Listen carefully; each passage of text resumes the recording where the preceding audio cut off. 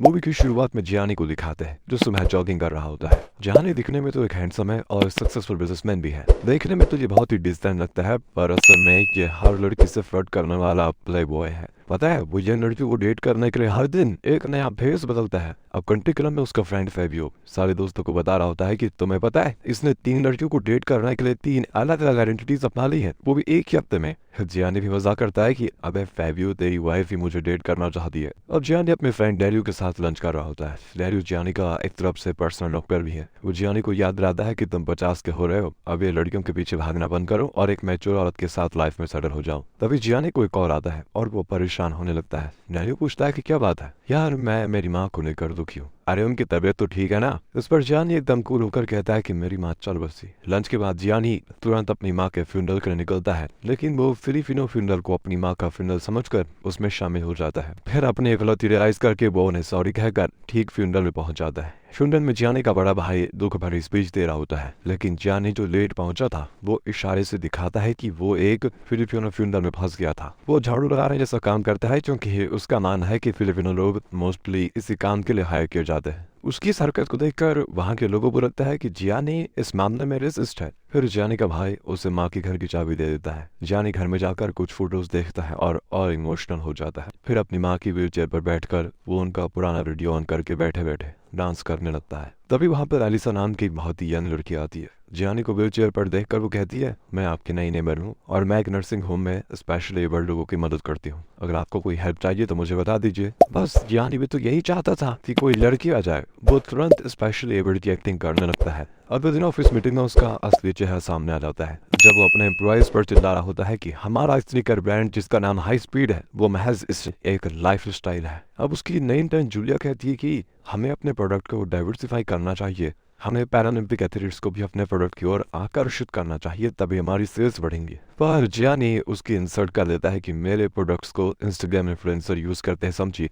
ना कि specially abled लोग तो जिंदगी भर एक इशू से काम चला सकते हैं। नहीं, उनके लिए बिल्कुल नहीं। ये कहकर वो ऑन द स्पॉट उसे नौकरी से निकाल देता है। मीटिंग के बाद जियानी की असिस्टेंट लुसियाना उसको एक बैग में कुछ पुराने कपड़े ला कर देती है। जियानी तुरंत उन कपड़ों को पहनकर अपनी माँ के घर पर जाता है और व्हील चेयर पर बैठकर फिर एलिसा से मिलता है। उसके बाद वो एलिसा को अपने घर कॉफी के लिए इनवाइट करता है और वो आ भी जाती है। एलिसा की बातों से जियानी को पता चल जाता है कि वो किसी हेल्दी और वेल्दी आदमी को डेट करना चाहती है, ना कि व्हील चेयर पर बैठे गंदे पुराने कपड़े पहने हुए किसी जियानी को। तब जियानी उसे बताता है कि मैं हाई स्पीड कंपनी का ओनर हूँ और पूरे यूरोप में मेरे 148 स्टोर है। मेरे पास एक शानदार विला भी है। ये सब सुनकर एलिसा का रवैया ही बदल जाता है और वो कहती है कि आप मेरे कंट्री हाउस में आइए। जियानी संडे को सेटल पर पहुंचता है। वो अपनी कार को डोर पार करके अपने व्हीलचेयर पर बैठकर वहां जाता है। साथ ही वो एलिसा के पेरेंट्स और भाई से मिलता है। एलिसा की दादी ऑफिशियल सपोर्ट पर होती है। फिर वहां एलिसा की बहन चियारा भी आती है। उसकी खूबसूरती देखकर जियानी एकदम तंग रह जाता है, लेकिन उसका चेहरा एकदम से बदल जाता है जब चियारा खुद व्हीलचेयर पर बैठी होती है। अब जियानी रियलाइज करता है कि कहीं एलिसा ने मुझे यहाँ अपनी छोटी बहन के साथ सेट करने के लिए तो नहीं बुलाया। नहीं नहीं, ऐसा नहीं हो सकता। चियारा जियानी को बताती है कि मुझे स्पोर्ट्स बहुत पसंद है और मुझे अच्छा वॉल्यूम बजाना भी आता है। हाँ, जियानी को उसके बाद उन्हें कोई इंटरेस्ट नहीं होता और हर बात पे वो बस सिर हिला रहा होता है। फिर जियानी अपने फ्रेंड्स को ये सारी बात बताता है तो वो चियारा की पर्सनालिटी और नेचर के बारे में पूछते हैं, कैसी है वो। जियानी कहता है कि वो सुंदर है, पर मुझे स्पेशली एबल्ड लड़कियों में कोई इंटरेस्ट नहीं है। अब उसकी फ्रेंड उसे चैलेंज करते हैं कि तुम एक काम करके दिखाओ, उसके साथ इंटीमेट हो जाओ, फिर मानेंगे हम कि तुम असली प्ले बॉय हो। उस पर जियानी हंसता है। आगे दिखाते हैं तो एलिसा जियानी को रेनकोट लौटाने आती है जो वो एलिसा के घर पर भूल गया था, लेकिन अब घर पर जियानी का भाई होता है। एलिसा उसे बताती है कि तुम्हारे भाई जियानी ने बोट्सवाना में स्पेशली एबल्ड लोगों की बड़ी मदद की है। उसकी बात उसे उसके भाई को पता चल जाता है कि जियानी तो स्पेशली एबल्ड होने का नाटक कर रहा है, और वो एलिसा को सच नहीं बताता। फिर वो जियानी से भी पूछता है कि ये गंदा नाटक बंद करो और तमीज से रहो। हाँ, जियानी कहता है कि तुम्हें जलन है कि तुम्हारे पीछे लड़कियां नहीं आती और मेरे पीछे आती हैं। यहाँ तक कि वो अपने भाई के टकरेपन का मजाक उड़ाकर चला जाता है। अगले दिन जियानी चियारा के लिए एक वॉइस मैसेज छोड़ता है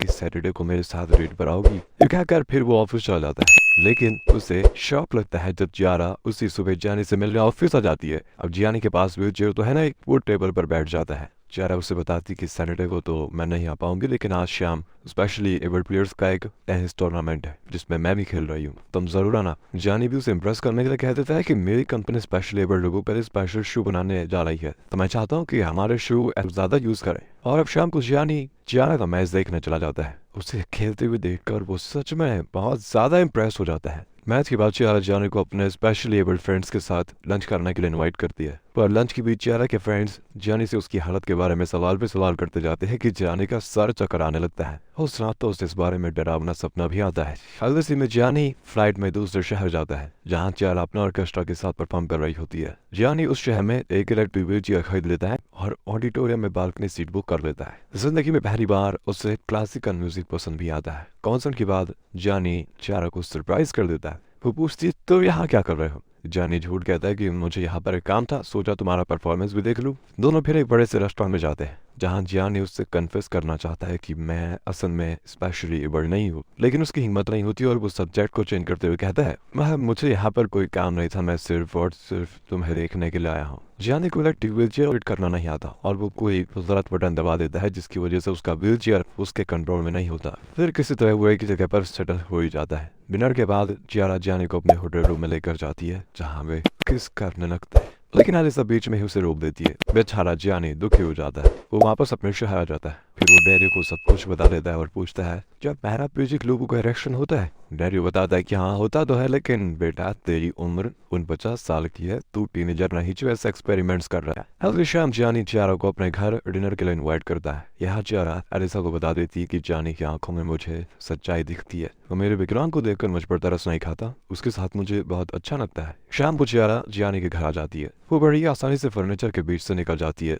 जबकि जानी हर चीज से टकरा रहा होता है। अब डिनर के दौरान चियारा पूछती है तुम्हारे पैर पैरालाइज कैसे हुए? जानी फिर कोई कहानी बुनता है कि जैसे डॉक्टर क्रिस्टोफर रीव्स का एक्सीडेंट हुआ था ना, वैसा ही एक्सीडेंट मेरे साथ भी हुआ। चियारा कहती है कि पर वो तो गर्दन से लेकर पैर तक पैरालाइज हो गए थे। अब चियारा नर्वस हो जाता है और कहता है मैं घोड़े से गिरा था एक्चुअली। ये सुनकर चियारा हंस पड़ती है कि बड़ा अजीब तरीका है पैरालाइज होने का। वो आगे बताती है कि एक एक्सीडेंट में मेरा ये हाल हो गया, पीछे बैठे पैसेंजर का सिर्फ कॉलर बोन टूटा और मेरे पास की सीट पर रखा हुआ मेरा वायलेंट जरा भी डैमेज नहीं हुआ, लेकिन मेरी किस्मत तो देखो, मेरे दोनों पैर पैरालाइज हो गए। अब चियारा का मूड ठीक करने के लिए जानी उसे एक सरप्राइज देता है। वो चियारा को एक रबर ट्यूब देता है और अपने चेस्ट पर दबाने को कहता है। फिर वो एक बटन प्रेस करता है और वो कमरा पानी से भरने लगता है।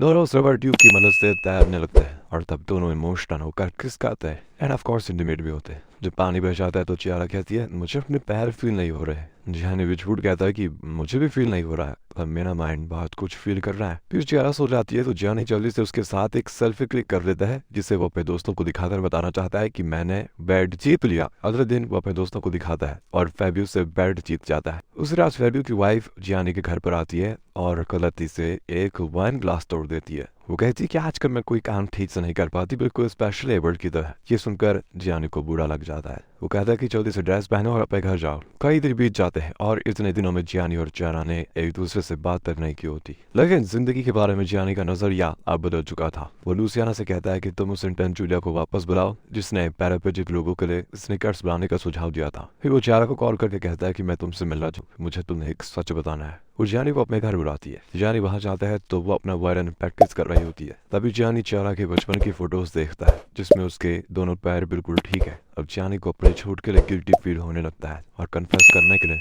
उठ खड़ा होता है, लेकिन इससे पहले कि चियारा मुड़ती वो झट से बैठ जाता है। प्रैक्टिस खत्म करके चियारा उसे किस करती और पूछती है क्या सच है वो जो तुम बताना चाहते थे? जानी की अब भी हिम्मत नहीं होती और वो बात को बदल देता है। चियारा आगे बताती कि मेरे एक्सीडेंट के बाद मेरे बॉयफ्रेंड ने मुझसे ब्रेक किया। दरअसल मुझे चोट से ज्यादा दर्द तो तब होता है जब कोई मुझसे झूठ बोलता है या मुझे धोखा देता है। अब जानी नर्वस होकर सच ना बताने का फैसला करता है। चियारा अब जानी के फ्रेंड से भी मिलना चाहती है और मजबूरन जानी डैरियो और लूसियाना को उससे मिलवाने लेकर जाता है। डैरियो कहता है कि अगर तुम्हें उस लड़की से प्यार हो गया तो उसे सब कुछ सच बताना ही होगा, अगर तुम नहीं बताओगे तो मैं या लूसियाना बता देंगे। फिर वे चियारा के साथ डिनर करते हैं। इसी बीच जानी उसे सच बताने का नाम ही नहीं ले रहा होता है तो डैरियो उसको बताने जाता है, लेकिन फिर उसको बदलने के लिए जानी अपनी पैंट पर सूप गिरा देता है और डैरियो से कहता है कि मुझे अभी बाथरूम लेकर चलो। बाथरूम में डैरियो फिर कहता है कि तुम्हारा ये ड्रामा ना हद पार कर चुका है, उसे अभी के अभी सच बताओ। तभी वहाँ रेस्टोरेंट का एक स्टाफ आ जाता है और उस स्टाफ को भी नहीं पता चलना चाहिए कि जानी चल फिर नहीं सकता, इसलिए जानी झट से टॉयलेट में ही बैठ जाता है। उस रात भी वो चियारा को सच नहीं बताता। अब जानी का भाई अलीसा से मिलता है और बता देता है कि जानी पैराप्लेजिक नहीं है, वो चियारा से झूठ बोल रहा है। एलिसा को इतना गुस्सा आता है कि वो सीधे जाकर जानी की कहानी तो कस कर लगा देती है। वो कहती है कि 2 दिन के अंदर अगर तुमने मेरी बहन को पूरा सच नहीं बताया तो मैं तुम्हें छोड़ूंगी नहीं, याद रखना। वैसे दोस्तों, प्यार में सच बताना इतना इंपॉर्टेंट क्यों होता है, कमेंट करके बताइए अगर आपका कोई एक्सपीरियंस है तो। जियानी अपने पापा समझता है जो खुद एक बड़ा फ्रॉड वाला आदमी है। वो जियानी को एडवाइस देता है कि बेटा, मैं एक अच्छा पति तो नहीं था और मैं नहीं चाहता हूँ कि तुम भी वैसी गलती करो जो मैंने की थी, तुम उस लड़की को सच बता दो। लेकिन जियानी चियारा को खोना नहीं चाहता। लगता है जियानी को चियारा से सच में प्यार हो गया है। तभी वहाँ पर एक अनाउंसमेंट होती है कि फ्रांस का एक फेमस कैथोलिक साइट का पवित्र पानी विकलांगता को ठीक कर सकता है। उस ट्रिप पर जाने के लिए आप हमारे पास रजिस्टर कर सकते हैं, ऐसी अनाउंसमेंट की जाती है। ये सुनकर जियानी और उसके पापा को एक घटिया आइडिया आता है कि जियानी चियारा को उस कैथोलिक साइट पर लेकर जाएगा और कहेगा कि इसके पवित्र जल से मेरा पैरालिसिस ठीक हो गया। इस तरह से उसे चियारा को धोखा नहीं देना पड़ेगा और सब कुछ नॉर्मल हो जाएगा। लेकिन यहाँ एलिसा चियारा को बता देती है कि शायद जियानी तुम्हारे लिए सुटेबल नहीं है। तभी जियानी का कॉल आता है। वो चियारा को अपने साथ उस कैथोलिक ट्रिप पर चलने ऐसा पूछती है कि वहाँ क्यों बुला रहा है। चियारा कहती है कि शायद जियानी किसी चमत्कार की उम्मीद कर रहा होगा जिससे उसका पैरालिसिस ठीक हो जाए। और तब चियारा रिवील करती है कि मैं जानती हूँ वो चल फिर सकता है और मुझसे अभी तक झूठ बोल रहा था। इतने साल व्हील चेयर यूज करने के बाद तो मुझे पहली बार में पता चल गया था कि वो व्हील चेयर ठीक से यूज करना भी नहीं जानता। वो जानती थी कि वो पैराप्लेजिक नहीं है, लेकिन फिर भी मैंने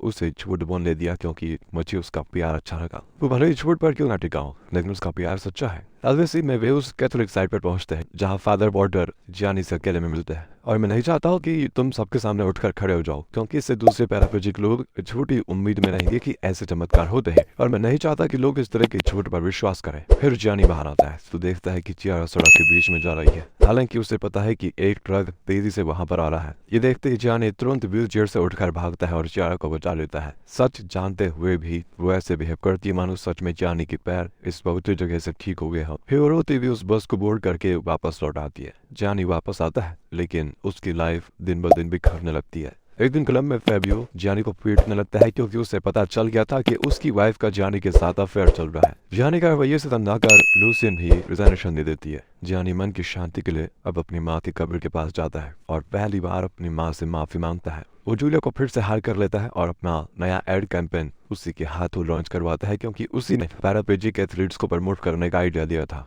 अब जियानी चियारा के पेरेंट्स के घर पर जाता है, लेकिन वहाँ सिर्फ उसकी दादी होती है। जियानी उन्हें अपने दिल की बात बताता है और कहता है, चियारा मेरा कौन नहीं उठा रही है, क्यों? दादी कहती है कि चियारा एक इंटेलिजेंट लड़की है, वो जानती है कि तुम जैसा मर्द क्या सोचते हो और क्या चाहते हो, इसलिए तुमसे बचना चाहती है वो। जियानी आगे कहता है कि मैं चियारा से बहुत प्यार करता हूँ, मैं 50 का होने वाला हूँ, लेकिन दिल मेरा सोचा हुआ नहीं है, मुझे सिर्फ चियारा के साथ कंप्लीट फील होता है। तब जाकर दादी बताती है कि चियारा स्पेरेटो नाम की एक जगह जहाँ मिडनाइट थिएटर में उसका एक परफॉर्मेंस है। साथ ही वो चियारा का बस टाइमिंग भी देती है ताकि जियानी ठीक टाइम पे उससे मिल पाए। दादी कहती है कि अगर आइंदा मेरी बच्ची का दिल दुखाने की तुमने कोशिश की तो मैं सच में तुम्हें व्हील चेयर पर बैठा दूंगी, समझे? जाओ उससे बात करो। जियानी तुरंत स्पीड में वहां से निकलता है और ठीक टाइम पे बस को पकड़ लेता है। फिर वो चियारा से कई बार माफी मांगता है, लेकिन चियारा उसकी कोई बात नहीं सुनना चाहती और कहती है, मुझे तुम्हारी हमदर्दी की जरूरत अब नहीं है, तुम जा सकते हो। जियानी वापस लौट आता है। अगले दिन वो बहुत तेज दौड़ने लगता है। उसका दिल भारी होता है क्योंकि चियारा उसके लाइफ से जा चुकी थी।